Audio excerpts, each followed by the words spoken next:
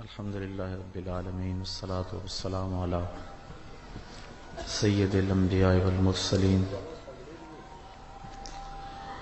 قال اللہ تعالی وتبارک فی القرآن المجید والفرقان الحمید. بسم اللہ الرحمن الرحیم. قل لا اسألکم علیہ اجرا الا المودۃ فی القربى. صدق اللہ مولانا العظیم. تمام حمد و ثنا تعریف و توصیف اللہ جل مجدہ الکریم کی ذات پاک کے لیے، جو خالق کائنات بھی ہے اور مالک شہشہات بھی.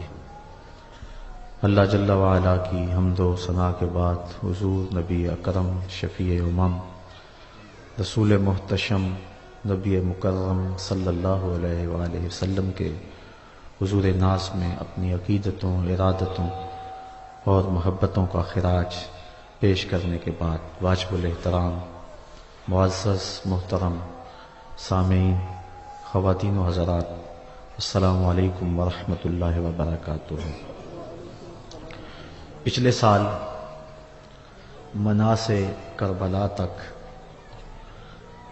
کچھ گفتگو میں نے آپ کے گوش گزار کی تھی، اور آج میرا عزم تھا کہ کربلا کی دوپہر سے لے کر مدینے کی شام تک کچھ باتیں آپ کے گوش گزار کروں گا، لیکن اب وقت سمٹ گیا تو انشاءاللہ یہ اگلے پروگرام کے لیے بات چھوڑتا ہوں.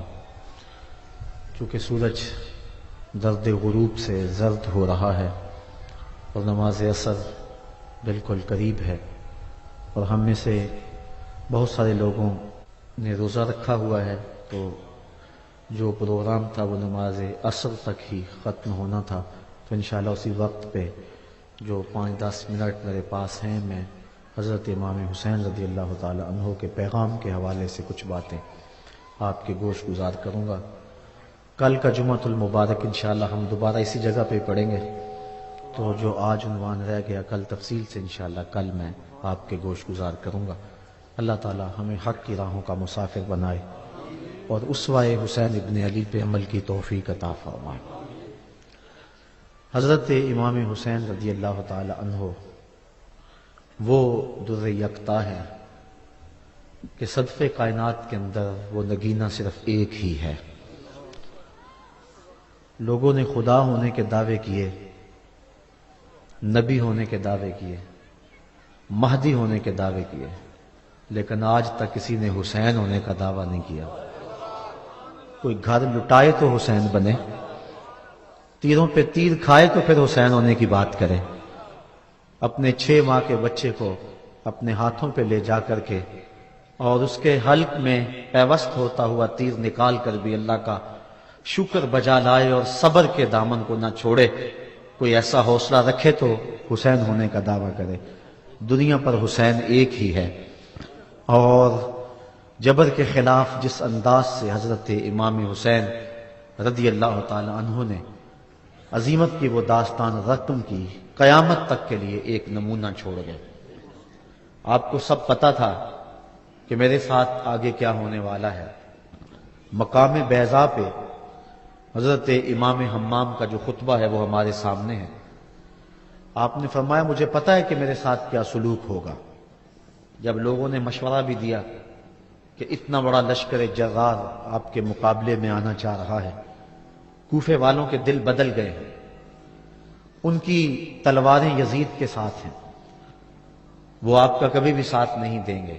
الکوفی لا یوفی، کوفی کبھی بھی وفا نہیں کرتا، تو آپ یہاں سے پلٹ جائیں. یہ بات جب حضرت امام حسین رضی اللہ تعالی عنہ نے سنی تو آپ نے فرمایا جو تم مجھے بتا رہے ہو وہ مجھے پہلے ہی پتا ہے کہ میرے ساتھ کیا سلوک ہوگا، لیکن میں اس کے باوجود بھی تیروں کے جائے نماز پہ نماز پڑھنے کے لیے تیار ہوں. میں پھر بھی کربلا کی راہوں کا مسافر ہوں.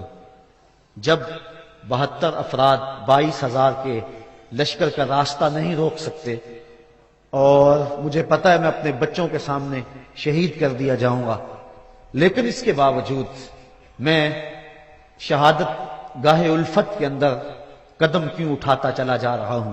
تو سنی حضرت امام علی مقام کا وہ جملہ جو آپ نے اپنی فکر کو واضح کرنے کے لیے اس وقت مقام بیضا پہ لوگوں کے سامنے رکھا.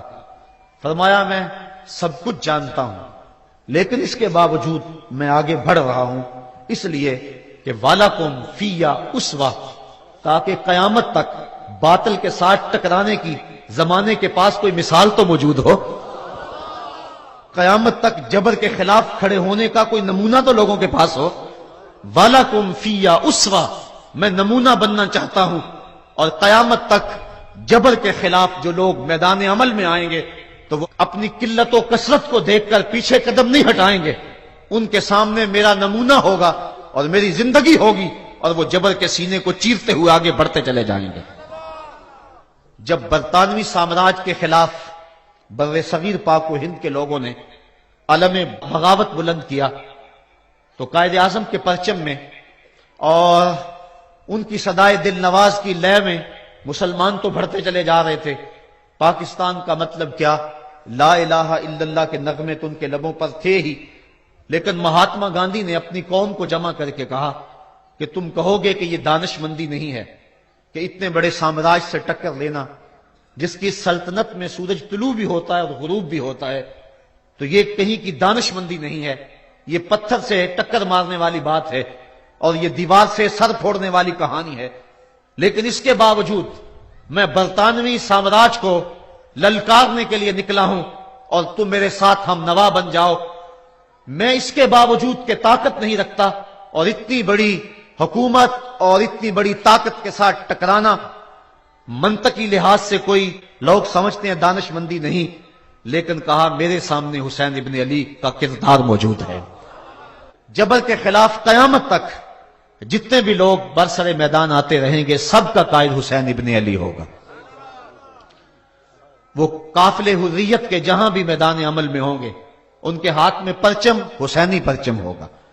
آج دنیا کے اوپر جہاں بھی جبر کے خلاف جنگ لگی ہوئی ہے اور لوگ میدان عمل میں ہیں، گلی گلی کربلا بپا ہے، اور جہاں بھی قافلے میدان عمل میں نکلے ہیں وہ کابل میں ہو یا کندھار میں، وہ قلعہ جنگی میں ہو دشت لیلہ میں، وہ تورا بورا میں ہو یا موصل میں، بغداد میں ہو یا القدس میں، کشمیر میں ہو یا آذربائیجان میں، وہ غزہ کی پٹی میں ہو یا کسی اور مقام پر، حریت کے جتنے بھی قافلے میدان عمل میں ہیں سب حرارت خون حسین سے لے رہے ہیں، سب وہاں سے توانائی حاصل کر رہے ہیں. اور اقبال کہتا ہے سرخ رو عشق غیور از خون او، شوخی ای مصرع از مضمون او، تا قیامت قطع استبداد کرد موج خون او چمن ایجاد کرد. اقبال کہتا ہے کہ عشق غیور کے چہرے پہ جو سرخی ہے اور عشق غیور کے چہرے پہ جو بانکپن ہے، عشق غیور کے چہرے پہ جو اجالا ہے اور یہ جو سرخی پھیلی ہوئی ہے یہ حسین ابن علی کے خون کا صدقہ ہے. ذرا اس جملے پہ غور کیجئے، سرخ رو عشق غیور از خون او، حضرت امام حمام کے خون سے عشق غیور کے چہرے پہ بانکپن ہے. شوخی ای مصرع از مضمون او، اس مصرے کی جو شوخی ہے اقبال کہتا ہے کہ وہ بھی حضرت امام حمام کے خون کی وجہ سے ہے. تا قیامت قطع استبداد کرد موج خون او چمن ایجاد کرد. قیامت تک کے لیے جبر کا راستہ روک دیا. قیامت تک شہادتوں کے پھول لہلہاتے رہیں گے اور اس قبیلے کے لوگ راہ خدا کے اندر اپنی جان پیش کرتے رہیں گے. علی اصغر کی سنت بھی جاری رہے گی. غزہ کی پٹی میں اس وقت جو دکھ پھیلا ہوا ہے آپ اس سے پوری طرح آگاہ ہیں کہ ابھی پرسوں کی کہانی ہے، آپ نے اخبارات کے اندر پڑھا کہ 72 بچوں کو جو ہے وہ بمباری کے ذریعے شہید کر دیا گیا. تو 72 بچے ان 72 کی جان نثاری کی کہانی کو دہرا رہے ہیں اور آج ہر جگہ وہ کہانی دوبارہ رقم کی جا رہی ہے.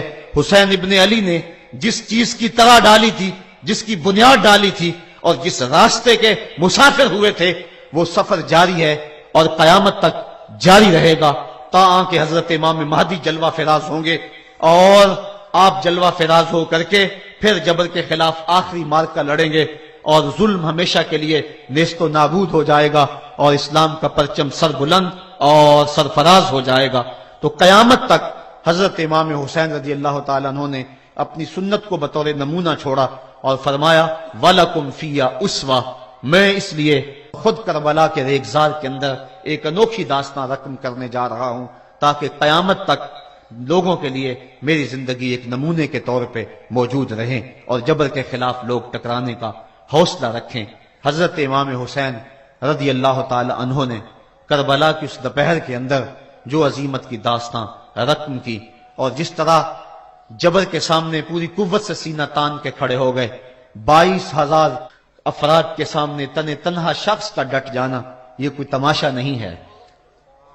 72 افراد کے زخم کلیجے پہ موجود ہیں اور اپنے بھائیوں، بیٹوں، بھتیجوں اور بھانجوں کے لاشیں اٹھا اٹھا کے آپ خیموں تک لا چکے ہیں۔ آپ کے ہاتھوں کے اندر علی اصغر دم توڑ چکے ہیں اور جوان علی اکبر آپ اس کو اٹھا کے خیمے تک لا آئے ہیں۔ راوی بیان کرتا ہے کہ میں اس وقت موجود تھا۔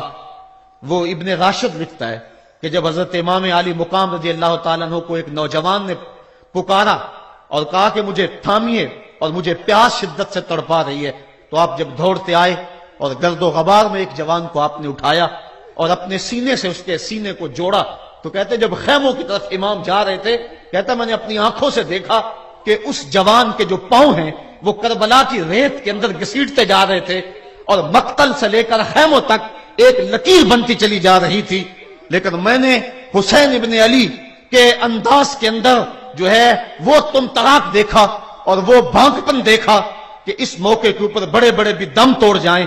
تو میں نے کسی سے پوچھا کہ یہ نوجوان جس کو سینے سے اٹھا کر کے خیموں کی طرف لے جا رہے ہیں یہ نوجوان کون ہے؟ تو مجھے کہنے والے میں نے بتایا کہ یہ حسین ابن علی کا بھتیجا قاسم بن حسن بن علی بن ابو طالب ہے۔ تو اتنی جرأت اور اتنی پامردی کے ساتھ 71 لاشیں لائن کے اندر پڑے ہیں۔ گھر میں ایک میت ہو جائے سارا شہر سنبھالا دینے والا ہوتا ہے، پھر بھی دکھ نہیں تھمتا۔ کہتے ہیں چھوڑ دو، اس کا کلیجہ کٹ گیا ہے، اس کا جوان رخصت ہو گیا ہے، اس کے سینے کا چین لٹ گیا ہے، سلام کرو حسین ابن علی کو۔ 71 لاشیں لائنوں میں لگے ہوئے ہیں، بے گور و کفن لاشیں پڑے ہوئے ہیں، اور ادھر خیمے کے اندر پردہ داروں کے پردے کا بھی لحاظ ہے۔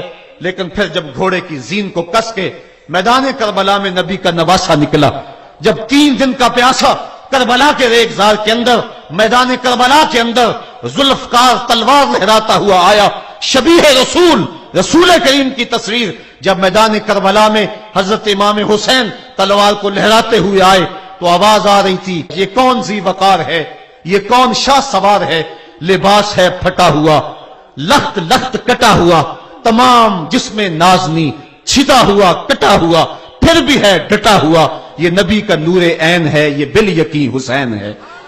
حضرت امام حسین رضی اللہ تعالیٰ عنہ نے کس انداز کے ساتھ جبر کے خلاف پوری قوت سے کھڑے ہو کر کے دنیا کے سامنے اپنا اسوہ رقم کیا، اور گھوڑے کی زین سے جب فرش زمین کی طرف آئے۔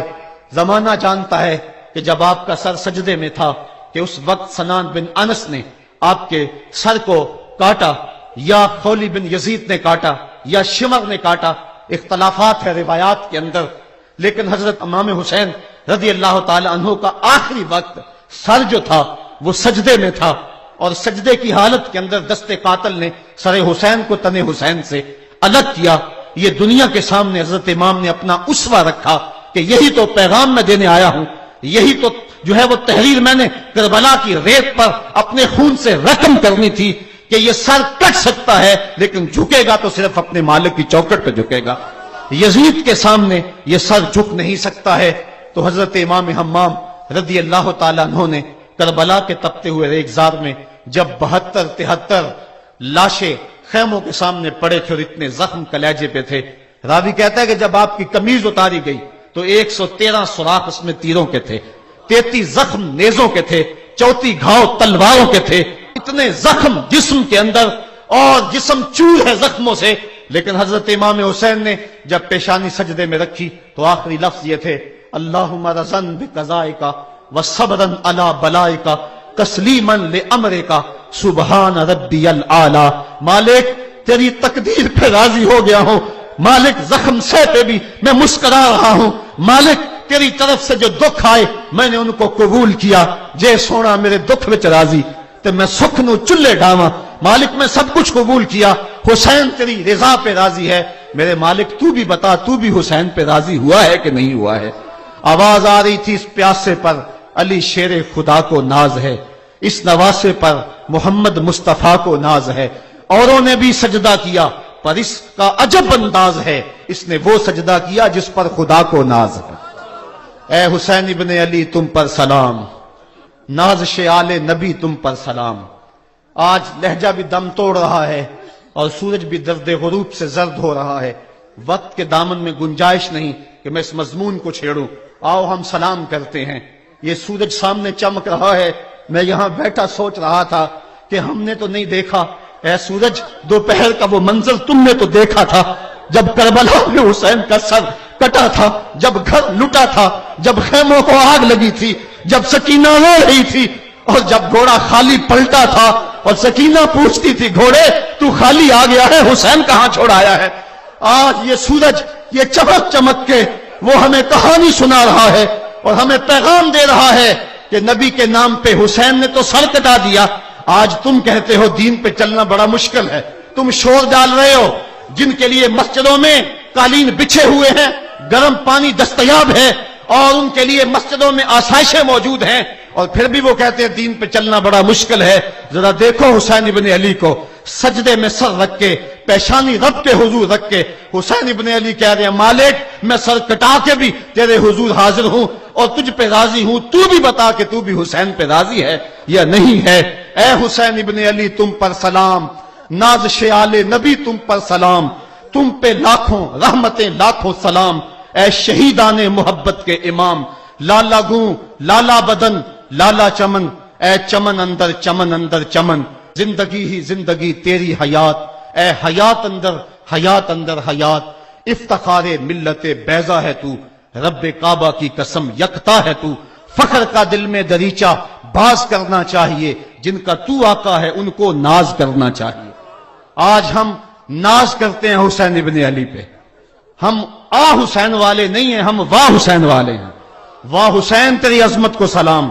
اتنے زخم کلیجے پہ ہو تو کھڑا نہیں ہوا جاتا, لیکن جبر کے خلاف کتنی قوت سے کھڑا ہے.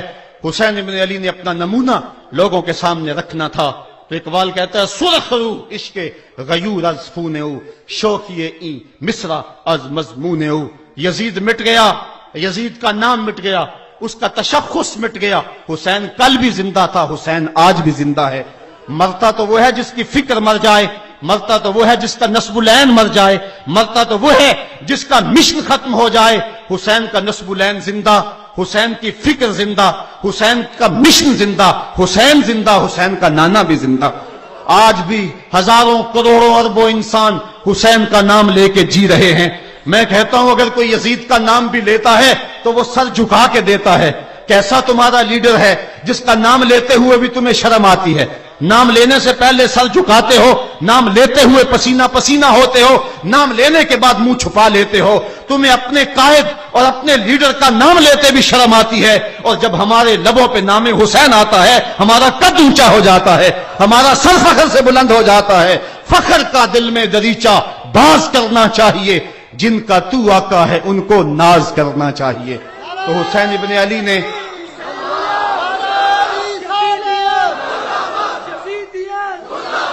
کسی نے کہا تھا کہ یہ دو شہزادوں کی جنگ تھی, تو کسی نے بڑا خوبصورت جواب دیا. اس نے کہا کربلا جنگ تھی اگر دو شہزادوں کی, قلم میں زور ہے تو لکھو حسین ہار گئے, لہجے میں تنتنا ہے تو لکھو حسین ہار گئے, انداز میں زور ہے تو کہو حسین ہار گئے. زمانہ کل بھی کہتا تھا, زمانہ آج بھی کہتا ہے, حسین کل بھی جیتا تھا, حسین آج بھی جیتا ہے. جب حضرت امام حسین رضی اللہ تعالیٰ عنہ کا سر انور کاٹ لیا گیا اور خولی بن یزید نے نیزے کی نوک پہ اس کو رکھا, ویسے رخ سر کا زمین کی طرف سے تھا. کسی نے کیا خوب کہا, باؤں کے سر نیزے پہ اور سوئے زمین ہے روح, یعنی سجدہ ثانی کی ہے آرزو. رکعت کے دو سجدے ہوتے ہیں, ایک سجدہ ہوا تھا کہ سر انور جدا کر لیا گیا, جب نیزے کی نوک پہ تھا سر تو رخ زمین کی طرف سے تھا. شاعر کہتا ذرا غور سے دیکھو سر حسین کیا کہہ رہا ہے. سر حسین کی پیشانی زمین کی طرف ہے, پیشانی میں دوسرے سجدے کی آرزو مچل رہی ہے۔ تو جب امام حسین کا سر خولی نے نیزے کی نوک پہ چڑھایا، اس نے تو یہ کہنا چاہا تھا کہ ہم فتح یاب ہوئے اور دیکھو ہم نے سر کاٹ لیا۔ کسی نے کہا ذرا غور سے دیکھو، یہ تو سر کٹ کے بھی سر بلند ہے، یہ سر کٹ گیا پھر بھی سر بلندی نہیں گئی ہے، اس کا بانکپن پھر بھی نہیں گیا ہے۔ حسین کا سر کل بھی اونچا تھا، حسین کا سر آج بھی اونچا ہے، اس کا نام زندہ، اس کا پیغام زندہ، اس کی فکر زندہ۔ حضرت امام زین العابدین یہ کربلا کے وہ شخص ہیں جنہوں نے سارا منظر اپنی آنکھوں سے دیکھا تھا۔ اتنے دکھ کسی کو نہیں پہنچے جتنے زینب اور زین العابدین کو پہنچے ہیں۔ سب منظر کھلی آنکھوں سے دیکھا، 14 سال کی عمر ہے، بیمار ہیں، تاریخ بتاتی ہے اس کے بعد ساری زندگی حضرت زین العابدین نے ٹھنڈا پانی نہیں پیا۔ جب پانی پینے لگتے تڑپنے لگتے، کہتے مجھے سکینہ کی پیاس یاد آتی ہے، مجھے علی اصغر کا تڑپنا یاد آتا ہے، ساری زندگی پھر ٹھنڈا پانی نہیں پیا۔ حضرت امام زین العابدین نے یہ سارا منظر کھلی آنکھوں کے ساتھ دیکھا تھا، اور پھر آپ نے دمشق کے بازاروں میں بھی اور کوفے کی گلیوں کے اندر بھی سروں کا یہ قافلہ اپنی قیادت کے اندر جو ہے وہ گزارا تھا۔ جب یزید کے دربار کے اندر حضرت امام زین العابدین پہنچے تو یزید نے پہلے تو جو ہے وہ دکھ کا اظہار کیا۔ بعض لوگ یہاں سے یزید کی بریت کا اعلان کرتے ہیں۔ یہاں کسی نے بڑی خوبصورت بات کہی کہ قاتل کی پشیمانی مقتول کی اہمیت کو تو بڑھا سکتی ہے لیکن اس کے دامن سے قتل کے داغ کو نہیں دھو سکتی۔ تو اس نے یہ سب کچھ کیا، یہ بس اس کے ٹسوے تھے جو وہ بہانے لگا، لیکن بعد میں اس نے حضرت امام حسین رضی اللہ تعالی عنہ کے دانتوں کے اوپر جو ہے وہ چھڑی مارنا شروع کر دی۔ تو حضرت ابو برزہ اسلمی صحابی رسول وہاں موجود تھے، وہ کھڑے ہو گئے، اٹھ گئے، بدن کانپتا ہے ان کا، کہنے لگے ظالم ارفع قدیبہ کا، یہاں اپنی چھڑی ہٹا لے، میں نے اپنی ان آنکھوں سے دیکھا ہے کہ کان رسول اللہ صلی اللہ علیہ وسلم یلسمہ، حضور نے ان ہونٹوں کو خود چوما ہے۔ تو یہ کہہ کہ آپ دربار سے نکل گئے اور روتے تھے اور آپ کے بدن پہ کپڑی بھی تاری تھی۔ بعد میں یزید نے کہا حضرت غلطی ہو گئی اور یہ میں نہیں چاہتا تھا، بتائیں آپ کی کوئی شرط ہو۔ تو آپ نے فرمایا میری 4 باتیں مان لو۔ ان 4 باتوں میں ایک بات یہ تھی کہ سر حسین اور سر شہیداں ہمارے سپرد کر دو تاکہ ہم کربلا جا کے ان کی تدفین کر سکیں۔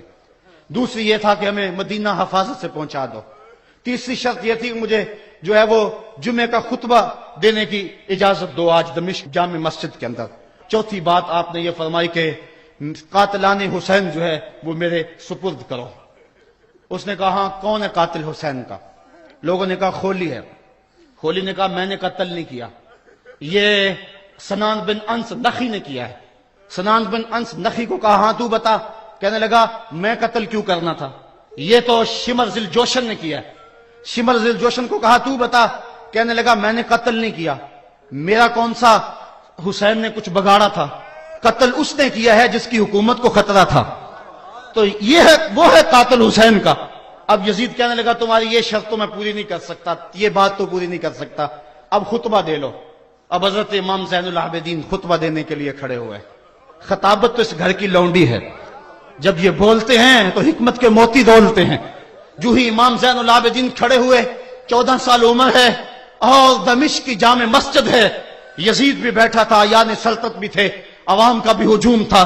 جب آپ نے خطبہ شروع کیا لوگ زاروں کے تار رونے لگے، اور آپ نے اہل بیت کے مناقب جب لوگوں کے سامنے رکھے تو یزید گھبرا گیا کہ کہیں لوگ میرے گریبان تک نہ پہنچے۔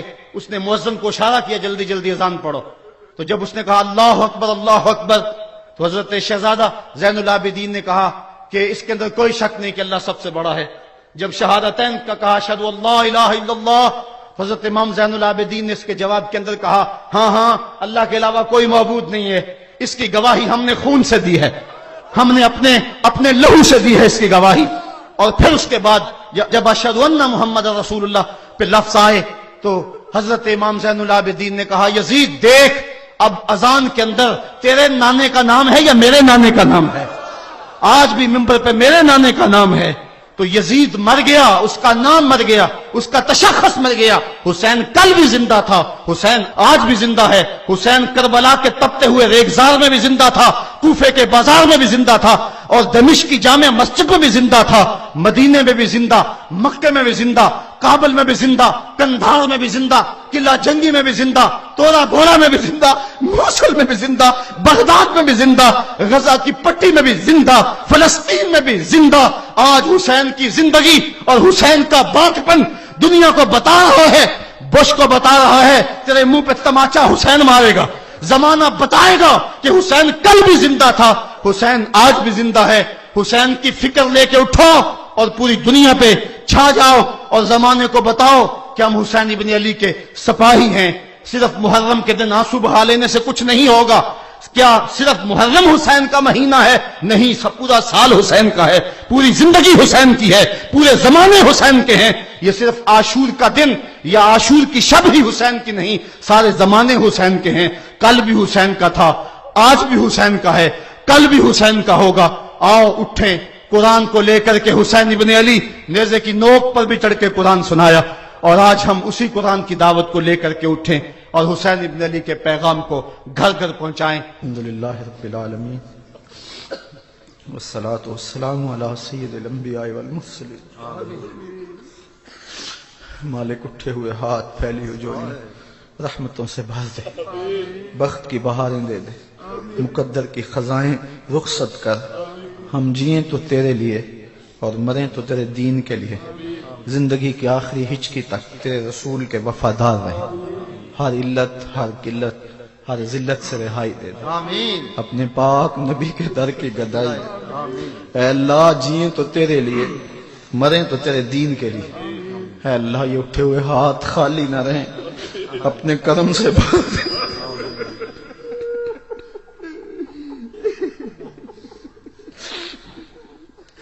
اے اللہ جتنے لوگ آئے ہیں ان میں سے کوئی بھی خالی گھر نہ جائے، آمین، سب کی جولیاں اپنی رحمتوں سے بھر دے۔ آمین، اے اللہ سب کی دنیا اور دین آخرت بہتر کر دے۔ آمین، اے اللہ ہم سب کا خاتمہ ایمان پہ فرما۔ آمین، اے اللہ ہم سب کا خاتمہ ایمان پہ فرما۔ اے اللہ ہم سب کا خاتمہ ایمان پہ فرما۔ آمین، اے اللہ ہم سب کا خاتمہ ایمان پہ فرما۔ آمین، اے اللہ ہم سب کا خاتمہ ایمان پہ فرما۔ آمین، اے اللہ اپنے کرم سے اس محفل کو قبول فرما لے۔ آمین، اے اللہ اسوہ شبیر پہ عمل کی توفیق دے دے۔ آمین، اے اللہ امت کے حال پہ رحم فرما۔ آمین، اے اللہ فلسطین میں جو ظلم اور جبر باہیں کھولے کھڑا ہے، اپنے کرم سے آمین، امت کو طاقت عطا کر دے، اور اے اللہ حسینی جذبے عطا کر دے، جبر کو کچلنے کی طاقت عطا کر دے۔ اے اللہ چھوٹے چھوٹے بچے جانیں دے رہے ہیں، تیرے راستے میں قربانیاں دے رہے ہیں۔ اے اللہ میں آج یہ ایک تجزیہ پڑھ رہا تھا کہ عراق کے اندر 21 لاکھ بچے یتیم ہوئے ہیں، اور افغانستان کے اندر ہر 7واں بچہ یتیم ہے۔ کشمیر کے اندر ہر سال 15,000 بچے یتیم ہو رہے ہیں، ماؤں کی گودیں اجڑ رہی ہیں۔ اے اللہ گھر لٹ رہے ہیں۔ اے اللہ اس امت کو کھویا ہوا مقام دے دے، عظمت رفتہ دے دے۔ اے اللہ عراق کے 21 لاکھ یتیموں کی خیر کر۔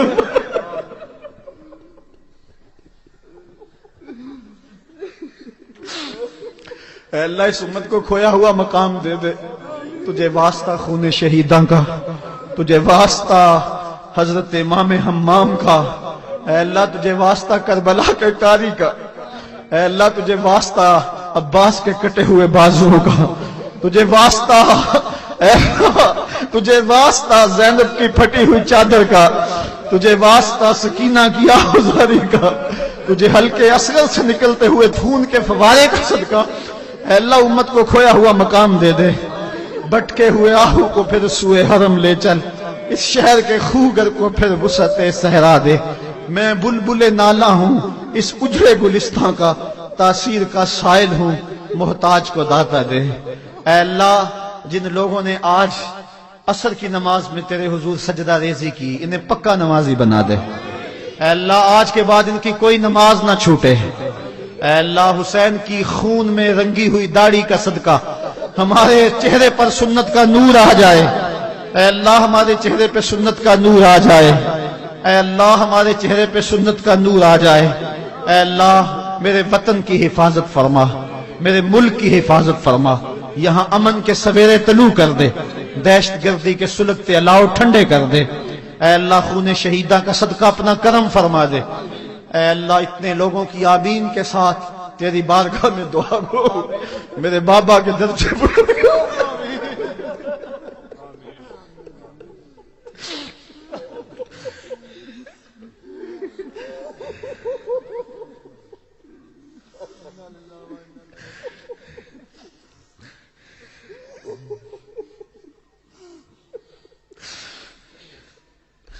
اے اللہ ان کی روحانی برکتیں ہمیں نصیب رہے، ان کا روحانی سایہ ہمارے سروں پہ تنا رہے۔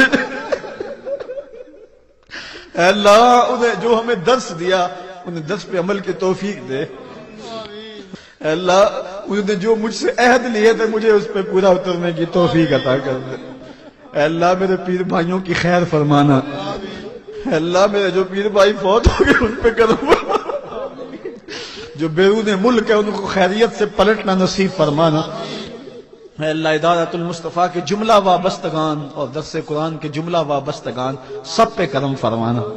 اے اللہ دور و نزدیک سے جتنے لوگ آئے، اتنی محبتیں کہ ان کی محبتوں کے سامنے میں شرمندہ ہوں، میرے مالک ان پہ کرم فرمانا۔ میری دعا یہ مان لے کہ ان سب کا خاتمہ ایمان پہ کرنا۔ اے اللہ میری یہ دعا بھی مانگ لے ان کو حشر میں رسوا نہ کرنا۔ اے اللہ جتنے بھی کھڑے ہیں سب کی جھولیاں بھر دے۔ اے اللہ ایک بھی محروم نہ رہے۔ اے اللہ میری بہنیں اور بیٹیاں آئی ہیں ان پہ بھی کرم فرما، سیدہ فاطمہ کی چادر کا سایہ کر دے، سب کی آبرو کی حفاظت فرما۔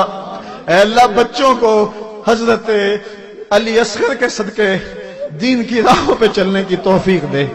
جامعۃ المصطفیٰ پہ کرم فرما، پڑھنے والے بچوں اور بچیوں پہ کرم فرما، ہمارے معاونین پہ کرم فرما۔ اے اللہ ملک پاکستان کی خیر فرما۔ بہت سارے لوگوں نے دعاؤں کے لیے کہا، اے اللہ سب کی دعائیں مستجاب فرما۔ وصلی اللہ تعالی علی النبی الامین وآلہ